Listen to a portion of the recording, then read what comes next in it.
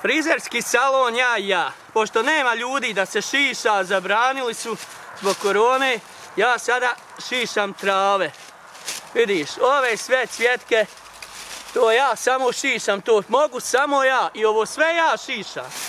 Znači, meni nije bitna zarada, meni je samo bitno da ja šišam. Vidiš, to moraš da sječeš da bi to sve u redu bilo. Jer ako ne sječeš, frizerski salon ti propada ako nema sječe. A čim se kalemi, frizerski salon raste. Znači, moj je to frizerski salon, lično moj. I ovo sve ja šišam. Pošto su mi zabranili zbog ove korone, moram šišat nešto. To je meni u duši, u srcu, u ruci je to meni usvačeno. I tako da ja volim šišat. Eto, toliko od mene. Čim prođe korona, nadam se da će doći nešto drugo, da ću šišat drugu travu, na primjer. Toliko od mene, pozdrav za radio.